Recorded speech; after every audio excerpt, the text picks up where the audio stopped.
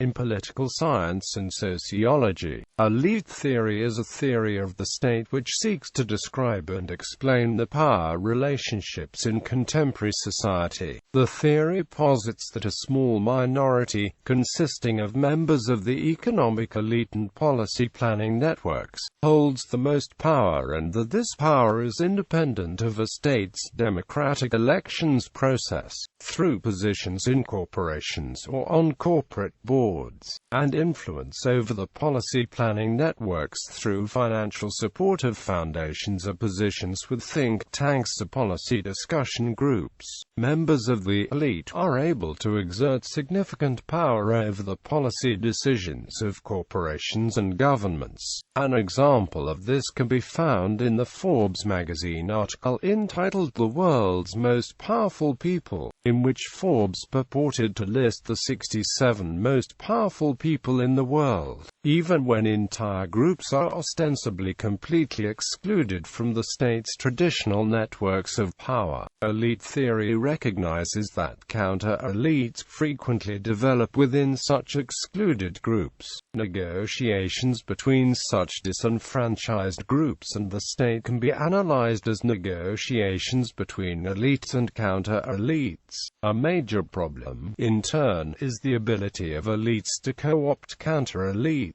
Elite theory opposes pluralism, a tradition that assumes that all individuals, or at least the multitude of social groups, have equal power and balance each other out in contributing to democratic political outcomes representing the emergent aggregate will of society. Elite theory argues either that democracy is a utopian folly, as it is traditionally viewed in the conservative Italian tradition, or that democracy is not realizable within capitalism, as is the view of the more Marxist-compatible contemporary elite theory permutation. Classical elite theory. The aristocratic version of this theory is a classical elite theory which is based on two ideas. Power lies in position of authority in key economic and political institutions. The psychological difference that sets elites apart is that they have personal resources, for instance intelligence and skills, and a vested interest in the government, while the rest are incompetent and do not have the capabilities of governing themselves. The elite are resourceful and will strive to make the government work. For in reality, the elite would have the most to lose in a failed state. Classical elite theorists. Vilfredo Pareto emphasized the psychological and intellectual superiority of elites, believing that they were the highest accomplishers in any field. He discussed the existence of two types of elites: governing elites, non-governing elites. He also extended the idea that a whole elite can be replaced by a new one and how one can circulate from being elite to non-elite. Gaetano Mosca emphasized the sociological and personal characteristics of elites. He said elites are an organized minority and that the masses are an unorganized majority. The ruling class is composed of the ruling elite and the sub-elites. He divides the world into two groups: ruling class that is ruled. Mosca asserts that elites have intellectual, moral, and material superiority that is highly esteemed and influential. Robert Michels. Sociologist Michels developed the iron law of oligarchy, where, he asserts, social and political organizations are run by few individuals, and social organization and labor division are key. He believed that all organizations were elitist and that elites have three basic principles that help in the bureaucratic structure of political organization: need for leaders, specialized staff and facilities, utilization of facilities by leaders within their organization, the importance of the psychological attributes of the leaders.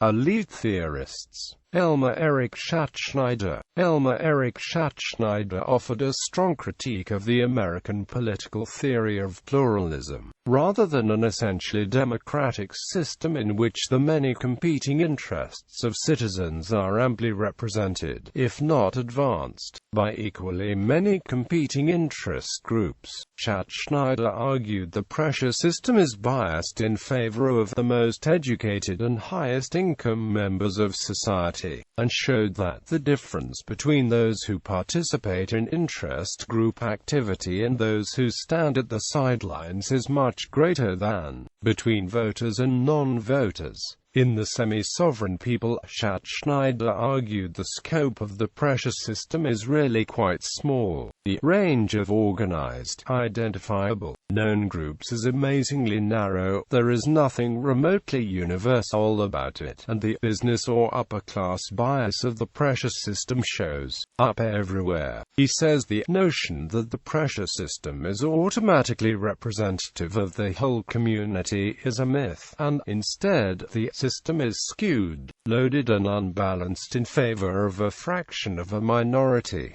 C. Wright Mills. Mills published his book The Power Elite in 1956, claiming a new sociological perspective on systems of power in the United States. He identified a triumvirate of power groups, political, economic and military, which form a distinguishable, although not unified, power-wielding body in the United States. Mills proposed that this group had been generated through process of rationalization at work in all advanced industrial societies, whereby the mechanisms of power became concentrated, funneling overall control into the hands of a limited, somewhat corrupt group. This reflected a decline in politics as an arena for debate and relegation to a merely formal level of discourse. This macro-scale analysis sought to point out the degradation of democracy in advanced societies and the fact that power generally lies outside the boundaries of elected representatives. A main influence for the study was Franz Leopold Neumann's book, Behemoth, The Structure and Practice of National Socialism, 1933–1944, a study of how Nazism came to power in the German democratic state. It provided the tools to analyze the structure of a political system and served as a warning of what could happen in a modern capitalistic democracy. Floyd Hunter. The elite theory analysis of power was also applied on the micro-scale in community power studies such as that by Floyd Hunter. Hunter examined in detail the power of relationships evident in his regional city, looking for the real holders of power rather than those in obvious official positions. He posited a structural functional approach which mapped the hierarchies and webs of interconnection operating within the city, mapping relationships of power between businessmen, politicians, clergy, etc. The study was promoted to debunk current concepts of any democracy present within urban politics and reaffirm the arguments for a true representative democracy. This type of analysis was also used in later, larger-scale studies such as that carried out by M. Schwartz examining the power structures within the sphere of the corporate elite in the United States. G. William Domhoff. In his controversial book Who Rules America, G. William Domhoff researched local and national decision-making process networks in order to illustrate the power structure in the United States. He asserts, much like Hunter, that an elite class that owns and manages large income-producing properties dominate the American power structure politically and economically. James Burnham. Burnham's early work The Managerial Revolution sought to express the movement of all functional power into the hands of managers rather than politicians or businessmen, separating ownership and control.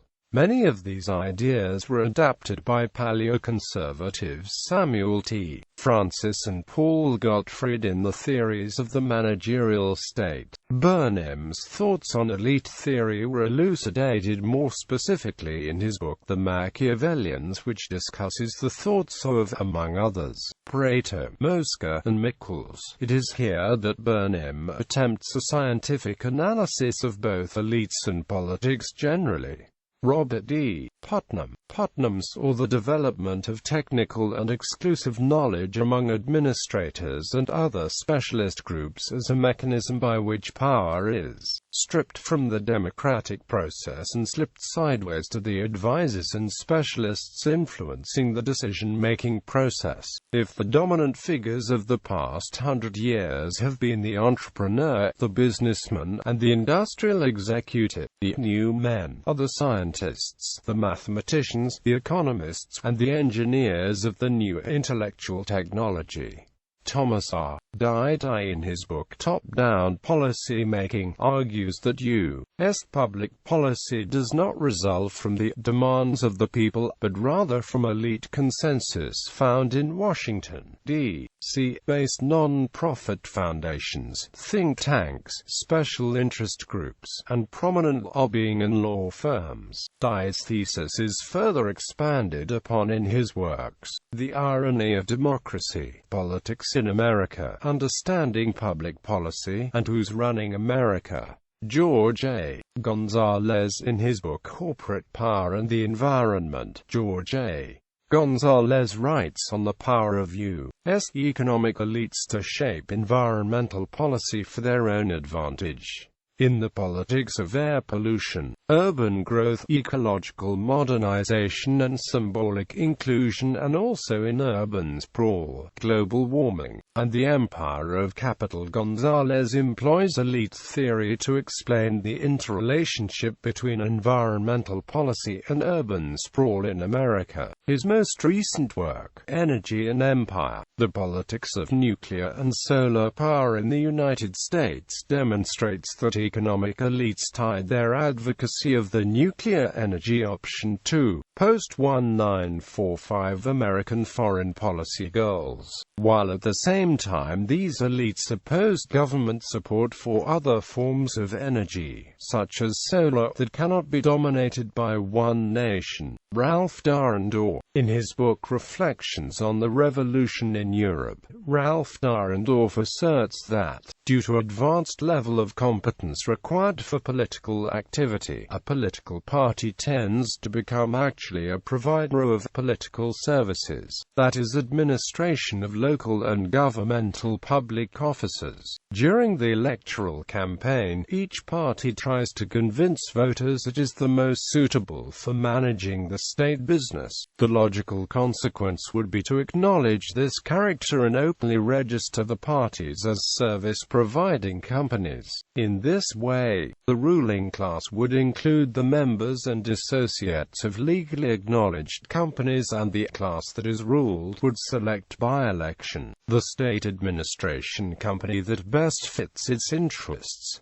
Martin Gilens and Benjamin I. Page in the Statistical Analysis of 1779 Policy Issues. Martin Gilens and Benjamin I. Page found that economic elites and organized groups representing business interests have substantial independent impacts on U.S. government policy, while average citizens and mass-based interest groups have little or no independent influence. Bibliography.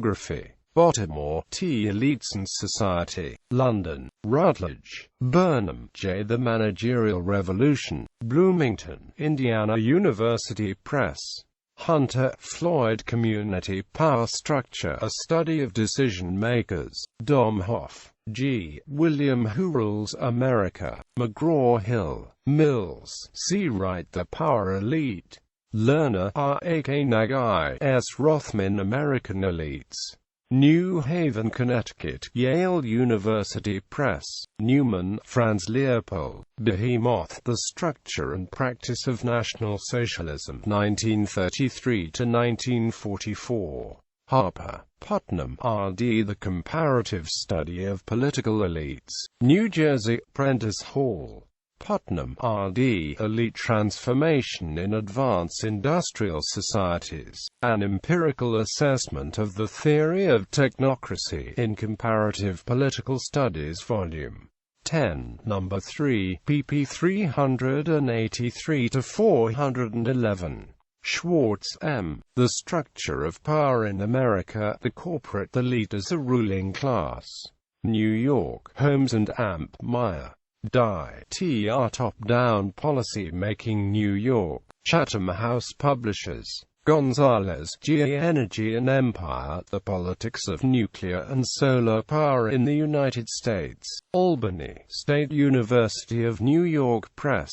Gonzalez, G. A. Urban Sprawl, Global Warming, and the Empire of Capital. Albany, State University of New York Press. Gonzalez, G. A. The Politics of Air Pollution, Urban Growth, Ecological Modernization, and Symbolic Inclusion. Albany, State University of New York Press. Gonzalez, G. A. Corporate Power and the Environment. Rowman and Amp, Littlefield Publishers.